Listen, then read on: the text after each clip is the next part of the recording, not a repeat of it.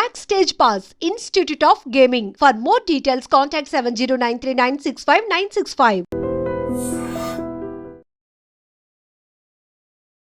కోవటం ఇప్పుడు ప్రతి ఒక్కరికి ఒక హాబీగా మారిపోయింది. ఎందుకంటే మనుషులతో కన్నా వాటితో ఉన్న ఎఫెక్షన్, ప్రేమ, వాటి నుంచి పొందుతున్నటువంటి భద్రత, ఇవన్నీ అనేక రకాల కారణాలు కావచ్చు. మనిషి లైఫ్ స్టైల్లో ఎన్ని చేంజెస్ వచ్చాయో ఆ చేంజెస్లో భాగంగానే ఈ పెట్స్ని కూడా అంత ఇంట్రెస్ట్గా ప్రతి ఒక్కరు పెంచుకోవడానికి ఇష్టపడుతున్నారు. వాళ్ళ రిక్వైర్మెంట్ బట్టి అవి టాయ్ బ్రీడా లేకపోతే వాళ్ళ రిక్వైర్మెంట్, సో వాటికి కూడా ఒక స్పేస్ మనం ఇవ్వగలం, వాటికి మనం మెయింటైన్ చేయగలము అంటే లక్షలు ఖర్చు పెట్టిన బ్రీడ్స్ని కూడా వాళ్ళు మెయింటైన్ చేస్తున్న పరిస్థితి. సో ఇప్పుడైతే నేను ఈ వీడియోలో ఒక మంచి ఇన్ఫర్మేషన్ ఇవ్వబోతున్నాను. మనతో పాటు ఒక ల్యాబ్ మ్యాక్సీ ఉంది. దీనికి 9 years అంట. దాని హెల్త్ బాగోక డాక్టర్ గారి దగ్గరికి తీసుకొచ్చారు. జనరల్గా ఇప్పుడు ఈ డాగ్కి సంబంధించి ఇన్ఫర్మేషన్ అందరికీ ఉపయోగమే. చాలా వరకు పెట్స్ని పెంచుతున్నప్పుడు అవేమైనా యాక్టివ్గా లేకుండా కొంచెం డల్ అయినా, లేకపోతే ఎవరైనా వచ్చినప్పుడు కొంచెం భయపడినట్టు అవి బిహేవ్ చేసిన, ఫుడ్ తీసుకోకపోయినా, మనం మనుషులు ఎలా అయితే మనుషుల కొరకే అంత బాధపడుతూ ఉంటామో వీటి విషయంలో కూడా మనం అలాగే బాధపడుతూ ఉంటాం. సో ఇప్పుడు డాక్టర్ గారిని అడిగి తెలుసుకుందాం. వెటర్నరీ డాక్టర్ గారు సునీల్ గారు మనతో పాటు ఉన్నారు. నమస్తే సార్. నమస్తే. సో ఇప్పుడు మేము ఉంటుండగానే 2 pets వచ్చాయి. ఒకటి ఈ మ్యాక్సీ వచ్చి, ఇందాక ఒక టాయ్ బ్రీడ్ వచ్చింది. సో ఏంటి సార్ దీనికి ఉన్న ప్రాబ్లం ఏంటి? జనరల్గా డాగ్స్కి ఎలాంటి హెల్త్ ఇష్యూస్ వస్తాయి? ఇది మాకు ఒక 2 weeks బ్యాక్ నుంచి వచ్చింది. ఫుడ్ తీసుకోకుండా ఉంది, క్షణాలు ఫుడ్ తీసుకోకుండా వామిటింగ్స్ జరుగుతున్నాయి. అయితే దానికి మనం ట్రీట్మెంట్ చేయడం జరిగింది. ట్రీట్మెంట్ చేసినప్పుడు కూడా ఇంకా వాంతులు అవుతున్నాయి. అందుకనే మనం ఒకసారి బ్లడ్ టెస్ట్ కూడా చేసాం. బ్లడ్ టెస్ట్ చేస్తే దీనికి జాండీస్ ఉందని తేలింది. జాండీస్ సంబంధించిన ట్రీట్మెంట్ ఇచ్చాం. కొంత మెరుగుపడింది. అయినప్పుడు కూడా మాకు దీనికి పొట్టని మనం తాకి చూసినప్పుడు ఏంటంటే చిన్న కాయలాగా, ఒక లంప్ లాగా ఉండడం గమనించాం. కాబట్టి దాని పరిస్థితి ఏంటి తెలుసుకోవడానికి అనేసి మనం ఇక్కడ మన VPCకి పంపించడం జరిగింది. వాళ్ళు అల్ట్రాసౌండ్ స్కాన్ తీస్తే అది ఒక క్యాన్సర్ అని తేలింది. ఇప్పుడు మన ఓనర్ చెప్తున్నారు క్యాన్సర్ అని తేలింది. అది క్యాన్సర్కి అది మనం సర్జరీ చేసుకోవాల్సి ఉంటుంది. ఇప్పుడు మనసులో ఎలాగైతే మనం టెస్టులు చేసుకుంటున్నామో, రకరకాల టెస్టులు చేసి డయాగ్నాసిస్ అంటే ఒక జబ్బు ఇది అని నిర్ధారణ చేసుకొని ట్రీట్మెంట్ చేస్తున్నాం మనసులో అయితే, అలాగే ఇప్పుడు డాగ్స్లో కూడా అదేటటువంటి తీరులో మనం ఈ అప్రోచ్ అనేది, ట్రీట్మెంట్ పద్ధతి అనేది మారడం జరిగింది. ఒకప్పుడైతే ఇంత ట్రీట్మెంట్ పద్ధతులు లేవు. మనం చూసి అవగాహన చేసుకుని దీనికి ప్రాబ్లం ఉండొచ్చని మనం గ్రహించి దాని తాలూకా బిహేవియర్ బట్టి, అలాగే వైటల్ సైన్స్ బట్టి ఈ రకమైన ప్రాబ్లమ్స్ దీనికి ఉంటాయని చెప్పి మనం ట్రీట్మెంట్ చేస్తున్నాం. సార్ రెగ్యులర్ మెయింటెనెన్స్ వీటికి ఉన్నా కూడా వీటికి ఏదో ఒక హెల్త్ ఇష్యూ ఉంది అని మనం ఎలా గెస్ చేయగలుగుతాం? దీనికి హెల్త్ ఇష్యూ మనం చూస్తే జనరల్గా డాగ్స్ అనేవి చాలా హెల్తీగా, ఈవెన్ 105 ఫీవర్ ఉన్నప్పుడు కూడా చాలా హెల్తీగా తిరిగేస్తూ ఉంటాయి, చాలా యాక్టివ్గా ఉంటాయి. మన దానికి ఫీవర్ ఉందని అనుకోం. దాన్ని గ్రహించాలంటే మటు మనం ఇప్పుడు సింపుల్గా కొన్ని టిప్స్ ఏంటంటే, ఈ చెవి ఉంది, ఈ చెవి మనం ఇలా తాకి చూసేటప్పుడు వేడిగా ఉంటుంది, నార్మల్గా కంటే వేడిగా ఉండటం అదొకటి. అలాగే ఇక్కడ మజిల్ చూసారే కొద్దిగా తడిగా చెమ్మగా ఉంది. ఈ చెమ్మగా ఉందంటే ఆరోగ్యంగా ఉన్నట్టు, దానికి ఫీవర్ లేనట్టు మనకు తెలుస్తుంది. డ్రై అయిందంటే దానికి ఫీవర్ ఉంది అని అర్థం. అలాగే కళ్ళలో వెలుగు అనేది ఉండదు దానికి. ఫీవర్ ఉండేటప్పుడు కానీ, ఏదైనా డిసీజ్ ఉండేటప్పుడు కానీ కళ్ళ నుంచి పుసులు వస్తూ ఉంటాయి. అలాగే కళ్ళు కూడా అలర్ట్నెస్ అనేది కనిపించదు. డల్గా అలాగా మౌనంగా ఉండడం, ఏదో మూల కూర్చోవడం, రెస్పాండ్ అవ్వకపోవడం, ఓనర్ చెప్తే రెస్పాండ్ అవ్వకపోవడం, ఓనర్ బండి మీద వచ్చినా లెగపోవడం, బండి మీద వస్తే వెంటనే లెగ్స్ విష్ చేస్తాయి. ఫస్ట్ మ్యాన్ కదా ఇది, పెంచుకున్న వాళ్ళ ఓనర్స్కి ఫస్ట్ మ్యాన్ విజిట్ చేయడానికి. అలాంటిది ఆ విజిట్ చేయ డల్నెస్ ఉంటుంది. ఈ సిమ్టమ్స్ మనకు కనిపించింది అంటే దానికి ఖచ్చితంగా ఏదో ఒకటి ఉంటుంది, దానిలో ఏదో ఒక ప్రాబ్లం ఉందని మనం గ్రహించవచ్చు. అలాగే 1-2 రోజులు, ఒక రోజు ఫుడ్ తినలేదంటే పెద్ద ప్రాబ్లం ఏం కాదు, తినకపోవచ్చు. సర్వసాధారణంగా స్టమక్ అప్సెట్స్ ఉండేటప్పుడు, స్టమక్లో గ్యాస్ పెట్టినట్టు అయినప్పుడు, ఏదో చిన్న డిస్టర్బెన్స్ ఉన్నప్పుడు ఆ రోజు ఉదయం సాయంత్రం తింటాయి. కానీ 2-3 రోజులు వరుసగా ఫుడ్ తీసుకోలేదంటే ఇట్స్ ఎ ప్రాబ్లం. ఖచ్చితంగా అది డాక్టర్ దగ్గర తీసుకెళ్ళి దానికి తగిన చికిత్స చేయాల్సిందే. సో జనరల్గా ఎవరైనా సిక్ అయిన పర్సన్స్ నుంచి మనం కొంత ప్రొటెక్షన్ తీసుకుంటాం వాళ్ళకి ట్రీట్మెంట్ ఇవ్వడంతో పాటు. అట్లని ఒకవేళ ఈ సిక్ అయినటువంటి పెట్స్ వల్ల ఫ్యామిలీలో ఎవరికైనా ఇబ్బంది వచ్చే అవకాశం ఉంటుందా? వీటికి జబ్బులు రావడం వల్ల మనకి అవి సోకేదైతే లేదు, వీటి నుంచి జబ్బులు వచ్చేదైతే లేదు. అంటే వీటి కొన్ని రకాల జనరల్గా ఈ చిన్న ఇన్ఫెక్షన్స్ వల్ల ఫీవర్స్ రావడం, అలాగే ఫుడ్ తీసుకోకపోవడం, ఆ క్రిముల వల్ల మనకి అయితే జబ్బు వచ్చే అవకాశమే లేదు. కాబట్టి దాని గురించి భయపడాల్సిన పని లేదు. దీని నుండి వచ్చే వాటిలో తీసుకుంటే మనం రేబీస్ ఒకటే ముఖ్యమైనది, లెప్టోస్పైరా ఒకటి, ఈ రెండు రేబీస్ లెప్టోస్పైరా చాలా ఎక్కువ మనకి ప్రమాదకరమైనవి. అవి మానవులకు ఇబ్బంది పెట్టే అవకాశం ఉంటుంది, ప్రాణానికి ఇబ్బంది పెట్టే అవకాశం ఉంటుంది. అలాగే ఇంకా ఇప్పుడు ఇది ఒక ఆయాసం పడితే ఒక సౌండింగ్ ఇస్తుంది, అది హెల్త్ ఇష్యూ వల్లే అంటారా? ఇది ఎక్కువ టెంపరేచర్ పెరిగినప్పుడు ఆ రకంగా వస్తుంది. ఇది అనేది నార్మల్ ప్రొసీజర్ యాక్చువల్గా. దీనికి ఏంటంటే టెంపరేచర్ కంట్రోల్ చేసుకోవడానికి ఆ రకంగా చేస్తూ ఉంటుంది. ఎక్కువ ఊపిరిని బయటకి నోటి ద్వారా వదులుతూ ఉంటుంది. వదలడం వల్ల ఒంట్లో ఉన్నటువంటి టెంపరేచర్ అది సైడ్ నుండి ఆ ఊపిరి తగులుతుంది, అంతలాగా చేస్తుంది. అది అలా చేయడం వల్ల టెంపరేచర్ తగ్గుతుంది. ఉదాహరణకి మనం దీన్ని కొంత దూరం నడిపించి వచ్చానుకోండి, బాడీలో టెంపరేచర్ పెరుగుతుంది. టెంపరేచర్ పెరిగేటప్పుడు అది కొంచెం ఇలా ఉండి అలాగా ఆయిస్ పడుతూ ఉంటుంది. కారణం ఏంటంటే దాని టెంపరేచర్ తగ్గించుకోవాలి. ఎందుకు తగ్గించుకోవాలంటే దీనికి చెమట పట్టదు. చూడండి, మనకి ఇప్పుడు ఫ్యాన్ ఆపిస్తాం, చెమట పడుతుంది మనకి, కానీ దీనికి ఆ చెమట రాదు. శ్వేత గ్రంథులు లేకపోవడం వల్ల చెమట రాదు. చెమట రాకపోవడం వల్ల దీనికి ఉన్న ఉపయోగం అయితే లేదు, నష్టమే. చెమట వస్తే బాడీలో టెంపరేచర్ చెమట ద్వారా బాడీ మొత్తం కూల్ అయిపోయి టెంపరేచర్ తగ్గుతుంది. కానీ దీనికి ఆస్కారం లేదు. దీనికి ఖచ్చితంగా ఆ ప్యాంటింగ్ ద్వారా మాత్రమే అది టెంపరేచర్ తగ్గించుకుంటుంది. లేదా అందుకే మాకు చాలాసార్లు ఈ కుక్కలు ఏం చేస్తాయంటే ఆ చల్లగా వాతావరణం ఎక్కడ ఉంటే అక్కడ కూర్చుంటాయి. ఇది కొద్దిగా చల్లగా ఉంది, దీని మీద కూర్చుంటాయి. లేదా వాటర్ ఉందనుకోండి, మనం తాగడానికి వాటర్ పెట్టినా దాన్ని తోసేసి దాని మీద పడుకుంటాయి వెళ్ళి. అంటే వాటిని బాడీని రెడ్యూస్ చేసుకునే పద్ధతిలో. కానీ ఇది కావాలని తోసేయడం కాదు, నీటిలో దొరలాలని కూడా కాదు, టెంపరేచర్ రెడ్యూస్ చేసుకుంటాయి. అలాగే మనం వీధి కుక్కలు చూసాం అనుకోండి, ఎక్కువ టెంపరేచర్ ఉన్నప్పుడు కాళ్ళలో దూకేస్తాయి. కాళ్ళలో దూకి కొంచెంసేపు కాళ్ళలో తడిసి బయటకు వచ్చి ఉంటాయి. అది కూడా ఒక రకంగా టెంపరేచర్ తగ్గించుకునే మార్గాలు ఇవన్నీ. అందుకే ఓనర్స్ ఏం చేయాలంటే ఇలాంటి టెంపరేచర్ పెరిగేటప్పుడు, ఎక్కువగా సమ్మర్లో కనిపిస్తాయి ఇలా టెంపరేచర్ పెరిగేటప్పుడు. ఈ సమ్మర్లో ఏంటంటే మనం ఓనర్స్ వీటిని జనరల్గా అయితే 15 రోజులకు ఒకసారి మనం స్నానం చేసి సరిపోద్ది డాగ్స్కి. అదే సమ్మర్లో అయితే వారానికి ఒకసారి చేయాలి, 3 రోజులకు ఒకసారి తడిగుడ్డతో తొడాలి. ముఖ్యంగా శిరస్సు భాగాన్ని, తర్వాత ఈ పొట్ట భాగాన్ని ఈ తడిగుడ్డ ర్యాప్ చేసి పెట్టడం వల్ల టెంపరేచర్ కంట్రోల్ అవుతుంది. ఇది ఖచ్చితంగా అవసరం. లేకపోతే ఈ సన్ స్ట్రోక్ వచ్చే అవకాశం అయితే ఉంది. సన్ స్ట్రోక్ అనేది జనరల్గా ఏంటంటే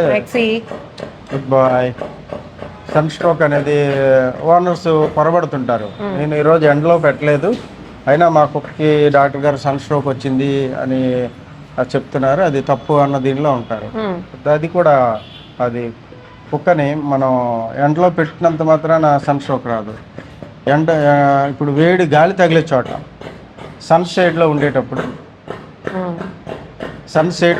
ఏంటంటే ఆ షేడ్ రిఫ్లెక్ట్ అయి పడిన దానిలో కూడా ఎక్కువ శాతం అబ్జార్ప్షన్ ఉంటుంది. సరే, ఇప్పుడు దాని health condition, maxi health condition తెలియగానే ఓనర్ డల్ అయిపోయారు, కళ్ళల్లో కనపడుతుంది. జనరల్లీ మనం క్యాన్సర్ అనేటప్పటికీ స్టేజెస్ వైజ్గా మనుషులకి ప్రాణాంతకం ఎంతవరకు ఉంటుంది ఇవి మనం తెలుసుకోగలుగుతాం. పెట్కి క్యాన్సర్ వస్తే కనుక స్కోప్ ఏంటి సార్ అసలు? జనరల్గా ఈ క్యాన్సర్స్ కూడాను ఎక్కువగా ఏజ్ ఆఫ్ 8 years తర్వాత వస్తూ ఉంటాయి. డాగ్స్లో చూస్తే ఎర్లీగా వచ్చిన క్యాన్సర్స్ అయితే ఓకే, బట్ ఏజ్డ్ డాగ్స్లోన ఆల్రెడీ లివర్ ఫంక్షన్ కానీ కిడ్నీ ఫంక్షన్ కానీ కాంప్రమైజ్ అయిపోయాయి. అంటే అంతగా ఉండదు. 8 years అంటే మనకి హ్యూమన్స్లో తీసుకుంటే ఒక 60 years అన్నట్టు. కాబట్టి వాటి తలకు పనితీరు తగ్గిపోతుంటుంది. అయితే క్యాన్సర్ ఏ ప్లేస్లో వచ్చిందనే దాని మీద ఆధారపడుతుంది. క్యాన్సర్ స్కిన్ మీద వచ్చింది అనుకోండి, అది ప్రాణాంతకం కాదు. దాన్ని మనం సర్జరీ చేసి ఈజీగా తీసేయచ్చు. అలాగే ఇంకా ఇంకా ఇంకా బాహ్యంగా ఎక్కడొచ్చినా కూడా మనం దాన్ని సర్జరీ చేసి తీసేయచ్చు. అంతేకాకుండా ఇప్పుడు ఇంటర్నల్గా వచ్చింది అనుకోండి, ఒక వైట్ ఆర్గన్ ఒక లివర్ మీదే వచ్చింది అనుకోండి, దాన్ని సర్జరీ తీయడం అనేది చాలా కష్టమైన పనులు. ఇంకా అంత ఎక్విప్మెంట్స్ కానీ అవన్నీ కలిగి ఉండాలి, అది ఏది చేయాలన్నా కూడా. అలాగే ఒక ఇంటెస్టైన్ మీద వచ్చిందా కూడా ఇంటెస్టైన్ లూప్ మొత్తం కట్ చేసి తీయాలి. అలాగే ఏ ఏరియా మీద వచ్చింది దాన్ని బట్టి మనకు ఉంటుంది ట్రీట్మెంట్. అయితే దీనిలో 2 రకాల క్యాన్సర్లో, బెనైన్ అని మాలిగ్నెన్స్ అని. బెనైన్ అంటే అది మనం సర్జరీ తీసేస్తే మనకు ప్రాబ్లం రాదు, రిపీట్ అవుతుంది. ఇది మ్యాలిగ్నెన్సీ క్యాన్సర్కి వచ్చిందంటే అంటే క్యాన్సర్ కణాలు రక్తంలో చేరిపోయాయని అర్థం. అవి ఇంకో దగ్గరికి వెళ్ళి ఇంకా అక్కడ కూడా గ్రో అయిపోతాయి. అంటే ఒక దగ్గర ఉండే క్యాన్సర్ కణాలు వేరే చోటుకి వెళ్ళి అక్కడ కూడా పెరిగి అక్కడ క్యాన్సర్ని కలిగి చేస్తాయి. అలాంటి మ్యాలిగ్నెన్సీ ఉండేటప్పుడు మనం క్యాన్సర్ని ఏమి చేయలేము. దానికి కీమోథెరపీ, క్యాన్సర్ వినటానికి భయం వేస్తుంది. అంటే వీటితో ఎమోషన్ ఎలా ఉంటదంటే అవి కొంచెం డల్ అయితేనే మనం అసలు తట్టుకోలేము అనమాట, అంత ఎఫెక్షన్ ఉంటుంది. సో వీటికి కీమోస్ అంటే ఎట్లా ఉంటాయి సార్ అసలు? వీటికి కీమోథెరపీ కొన్ని రకాల వాటికి కీమోథెరపీ మనం చేస్తున్నాము, అవి తగ్గిపోతాయి.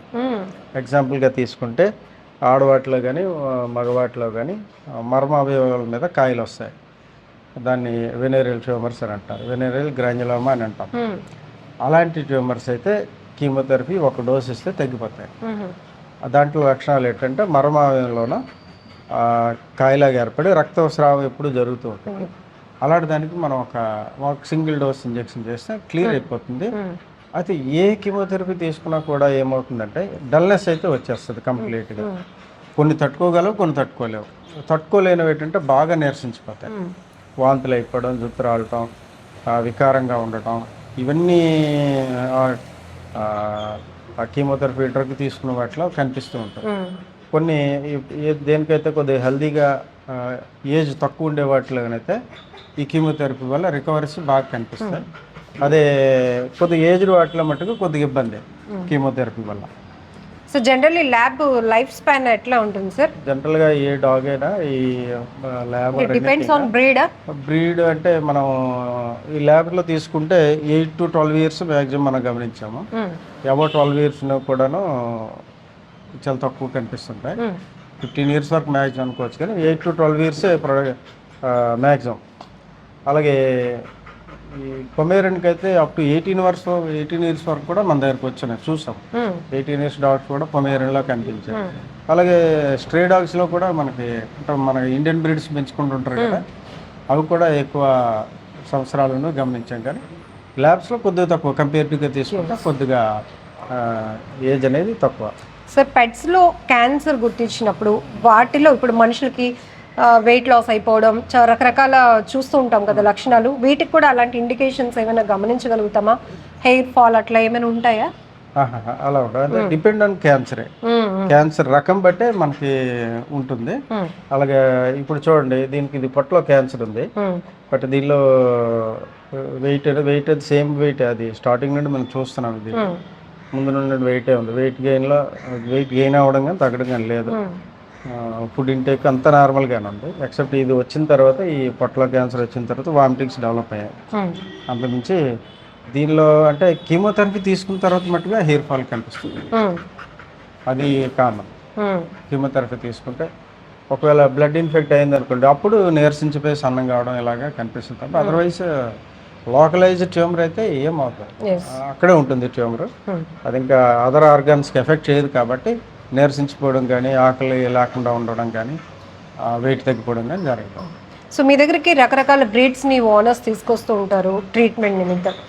ఏవి కొంచెం అగ్రెసివ్గా ఉంటాయి? ఇప్పుడు ఇది ఆల్రెడీ మీకు అలవాటు అయింది, ఆల్రెడీ ట్రీట్మెంట్లో ఉంది కాబట్టి ఈయన డాక్టరు నన్ను చెక్ చేస్తున్నారు, దానికి అలవాటు అయింది. బట్ కొన్ని బ్రీడ్స్ అగ్రెసివ్గా ఉంటాయి కదా, ఏవి సార్ అవి? ఎక్కువ ఈ జర్మన్ షెపర్డ్ బ్రీడ్స్, డాబర్మ్యాన్, అలా అమెరికన్ పిట్ బుల్, ఇవి కొన్ని రకాల మట్టుగా. ఈ బీగల్ కూడాను కొద్దిగా అగ్రెసివ్గానే కనిపిస్తున్నాయి, అంటే ట్రీట్మెంట్కి ఒప్పుకోవు. అవి మనం పట్టుకున్నామంటే అది అసలు మనం పట్టుకునేవు, చేయను, ఇంజక్షన్ కూడా చేయను. ఎక్కువ బ్రీడ్స్ తీసుకుంటే కనుక ఈ ల్యాబ్ మట్టుగా డొసైల్గా ఉంటాయి, ఫ్రెండ్లీగా ఉంటాయి. అవి చెప్పిన మాట వింటాయి. పొమేరియన్ కూడా సమాట్ ఓకే, బట్ ఈ డాబర్ మ్యాన్లు కానీ గ్రేట్ డేన్లు కానీ ఇవి వినవు. కొద్దిగా డాల్మేషన్ కూడా అంతే. అలాగే బాక్సర్స్, ఈ బ్రీడ్స్ అన్ని చాలా అగ్రెసివ్గా ఉంటాయి. జర్మన్ షెఫర్డ్ కూడా అగ్రెసివ్గా ఉంటాయి. అవి కొద్దిగా అటాకింగ్ నేచర్ కలిగి ఉంటాయి. అంటే పిల్లలు అనేటప్పటికి అందరూ సున్నితత్వమే, కానీ ఇంకాస్త చిన్న పిల్లల్ని ట్రీట్మెంట్ తీసుకొచ్చినప్పుడు భలే జాలి ముద్దుగా అనిపిస్తుంది. అట్లానే మీ దగ్గరికి టాయ్ బ్రీడ్ వచ్చినప్పుడు ఏమో ఇందట్లో ఒక పెట్ వచ్చింది, దాన్ని చూడడానికి అంత ముద్దుగా ఉంది, కానీ ఫుడ్ తీసుకోవట్లేదు అనే కారణంతో తీసుకొచ్చారు. వాటిని ట్రీట్ చేసినప్పుడు ఏమనిపిస్తుంది సార్? అవి ఎట్లా ఉంటాయి అసలు? నాకేదో చేస్తున్నారు అని భయపడుతూ ఉంటాయి. అవి చూడడానికి చాలా క్యూట్గా ఉంటాయి, చాలా బాగుంటాయి. ఈవెన్ మనం పట్టుకోవడానికి కూడా మెత్తగా ఏదో పరుపు పట్టుకున్నట్టుగా చాలా చక్కగా ఉంటాయి చిన్నపిల్లలు. అయితే ఏంటంటే ఇది ఈ పిల్లలకి ట్రీట్మెంట్ చేసేటప్పుడు చాలా కేర్ తీసుకోవాలి. ఎందుకంటే దాని body size at least 2 kg below ఉంటుంది. ఆ 2 kg బిలో ఉండేటప్పుడు ఏంటంటే కొన్ని రకాల జబ్బులు వచ్చినప్పుడు అవి ట్రీట్మెంట్ని తట్టుకోలేవు, వేగంగా నీరసించిపోతాయి. ఇప్పుడు వాటికే ఈ పారో వైరస్ వచ్చింది అనుకోండి, రక్త విరేచనాలకు సంబంధించిన వైరస్ అది, ఆ జబ్బు వచ్చింది అనుకోండి, పారో జబ్బు, రక్త విరేచనాలు అయిపోతాయి. అంటే దాని బాడీ నుంచి 25% వాటర్ పోయింది అనుకోండి, ఇంకా అది బతికే ఛాన్స్ ఉండదు. అసలు ఒక 2 kg పిల్ల అనుకోండి, ఒక 1/2 kg water, 250 grams to 500 grams లోపల వాటర్ పోయిందంటే చనిపోతుంది. అలాంటి దానికి వార్నర్స్ ఎక్కువ కేర్ తీసుకొని టైం టు టైం హాస్పిటల్ తీసుకొస్తే తప్ప వాటిని మనం రక్షించలేము. కాబట్టి చిన్నపిల్లలు అప్పుడే చిన్న దశలోనే మనం చాలా ఎక్కువ కేర్ తీసుకోవాలి. అందుకే ఏంటంటే దానికి మనం టైం టు టైం వ్యాక్సినేషన్ చేసుకోవడం అనేది ఇంపార్టెంట్.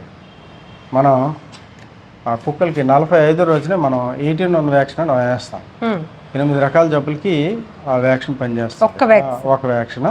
అది 45వ రోజున ఒకసారి, 90 రోజున ఒకసారి, 120 రోజున ఒకసారి. ఒక కంపెనీస్ బట్టి వాళ్ళు డేస్ ఫిక్స్ చేసి ఉంటారు, దాన్ని బట్టి మనం వేసుకుంటాం. కొన్ని కంపెనీస్ అయితే 2nd month, 3rd month, అలాగే 4th month ఇలా వేసుకోండి. తర్వాత సంవత్సరం ఒకసారి వేసుకోవాలి.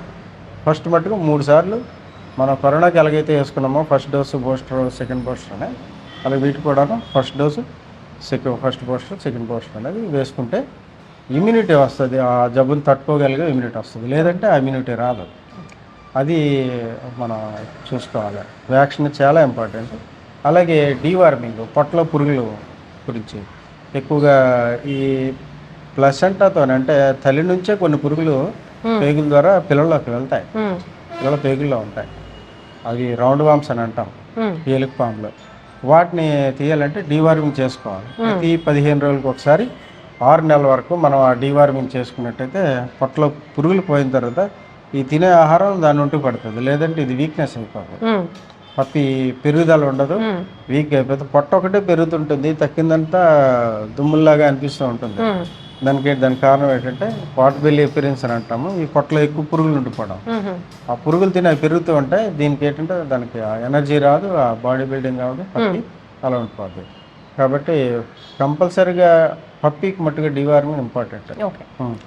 ప్రతి 15 రోజులకు ఒకసారి వేసుకోవాలి, 6 months వరకు వేసుకోవాలి. తర్వాత monthly once up to 1 year వరకు వేసుకోవాలి. 1 year తర్వాత 3 monthsకి ఒకసారి వేసుకోవాలి. అదే పెట్ షాప్ వాళ్ళు ఏం చెప్తారంటే డాగ్ ఓనర్స్కి ఎవ్రీ మంత్ ఒక డీవార్మింగ్ ట్యాబ్లెట్ వాళ్ళు ప్రతి నెల వేసుకోవాలని గైడ్ చేస్తుంటారు. అది కరెక్ట్ కాదు, అది అవసరం లేదు. 3 monthsకి ఒకసారి వేసుకుంటే సరిపోతుంది. డీవార్మింగ్ వేసుకునేటప్పుడు కూడా రొటేషన్ చేసుకోవాలి. వీటన్నిటికన్నా ఏంటంటే ఒకసారి వాళ్ళు స్టూల్ ఎప్పుడైతే కొద్దిగా పల్స్గా వెళ్ళటం చేస్తుందో దాన్ని తీసుకొచ్చి పరీక్ష చేయించుకుంటే బెటర్. దానిలో ఏ క్రిములు ఉన్నాయో తెలుస్తుంది. దానిలో మలంలో గుడ్లు ఉంటాయి, పారాసైటికల్ గుడ్లు ఉంటాయి. అవి దాంట్లో ఏమున్నాయో మనం టెస్ట్ చేసి దానికి సంబంధించిన మెడిసిన్ వాడుకుంటే బెటర్. అని ఇప్పుడు రకరకాల మెడిసిన్ చేసేస్తూ ఉంటారు వితౌట్ నాలెడ్జ్ ఆఫ్ డాక్టర్, తెలియకుండానే షాప్ వాళ్ళు ఏది ఇస్తారో అది వేసేయటం, చేస్తూ ఉంటారు. అలా చేయకుండా ఒకసారి టెస్ట్ చేసుకుంటాయి. అక్కడ మన విపిసి ఉందో, వెటనరీ పాలిటీ పక్కన ల్యాబ్ ఒకటి ఉంటుంది, మన డిపార్ట్మెంట్ ల్యాబ్, డిసీ డయాగ్నోస్టిక్ ల్యాబ్. వాళ్ళు ఎక్స్పర్ట్స్ దీంట్లో స్టూల్ టెస్టులు కానీ బ్లడ్ టెస్టులు కానీ చేస్తూ ఉంటారు. మనం కూడా ఇక్కడ స్టూల్ టెస్ట్ చేస్తాం, మనకి మైక్రోస్కోప్ ఉంది, మనం కూడా చేస్తాం. మన దగ్గర తీసుకొచ్చినా కూడా మనం టెస్ట్ చేసి ఫలానా మందు పడుతుంది స్పెసిఫిక్గా పెట్టుకోవచ్చు. ఇప్పుడు ఎలా అయిందంటే మనం ఈజీగా ఉండాలని అంత బ్రాడ్ స్పెక్ట్రమ్ అన్నిటికీ ఒకే రకమైన మందు కంపెనీస్ ప్రొడ్యూస్ చేస్తున్నాయి, వాడుతున్నాం, అలా చేస్తున్నాం. అలాగే ఈ 3 రోజు ఈ 18 వ్యాక్సిన్ అయిపోయిన తర్వాత యాంటీ రేబిస్ వ్యాక్సిన్ అనేది ఒకటి వేసుకోవాలి. యాంటీ రేబిస్ వ్యాక్సిన్ 90 రోజు వేయాలి. అలాగే నెక్స్ట్ మంత్ 120 రోజు ఒకసారి. ఫస్ట్ అంటే చిన్న పప్పీకి 2 times యాంటీ రేబిస్ వ్యాక్సిన్ ఇచ్చిన తర్వాత మళ్ళీ ప్రతి సంవత్సరం ఇచ్చుకోవాల్సి ఉంటుంది. సరే మనం వ్యాక్సిన్ వేస్తాం కదా, మళ్ళీ మా కుక్క కరిచినా మా కుక్క ఏమవుతుంది, లేదు మా కుక్క ఎవరి కరిచినా ఏమవుతుంది అనుకోవడానికి అయితే లేదు. ఇమ్యూనిటీ లెవెల్స్ మీద ఆధారపడుతుంది. మనం వ్యాక్సిన్ వేసిన తర్వాత ఆ డాగ్లో ఎంత ఇమ్యూనిటీ ఉంది అది కూడా మనకు చెక్ చేయడానికి అయితే ఇక్కడక్కడ మన సదుపాయాలు లేవు. అయితే ఆ ఇమ్యూనిటీ లెవెల్స్ రావాలంటే డోసెస్ పడుతూ ఉండాలి, ప్రతి సంవత్సరం కూడా పడుతూ ఉండాలి. అలాగే వేరే కుక్క కరిచింది, వీధి కుక్క దీనికి కరిచింది, అది రేబిడో కాదో మనకు తెలియదు, అది రేబిస్ కుక్క ఇంకో కుక్క అనేది మనకు తెలియదు. కాబట్టి ఏంటంటే అలాంటప్పుడు మనం వేసాం కదా అని వదిలేస్తే అవదు. ఎప్పుడు కరిచిందో ఆ రోజు వెంటనే చేయించాలి. మనుషులకి ఎలాగైతే మన జీవీఎంసీ హాస్పిటల్లో చేస్తున్నారు అలాగే మనం కూడా ఇక్కడ చేస్తాం ఫ్రీగానే. ఫస్ట్ డోసు కరిచిన రోజు, తర్వాత 3 రోజులకి, తర్వాత రెండో డోసు అయిన తర్వాత మళ్ళీ 4 రోజులకి, మళ్ళీ వారంకి. అలాగే 0 day, 3rd day, 7th day, 14th, 28th అలాగే డోసెస్ డిసైడ్ చేయబడ్డాయి. దాన్ని బట్టి యాంటీ రేబిస్ వ్యాక్సిన్ వేయగలిగితే ఏ కుక్క కరిచినా కూడా యాంటీ రేబిస్ నుంచి మనం తప్పించుకోవచ్చు, రక్షించుకోవచ్చు. Thank you sir, thank you, నమస్తే. Thank you.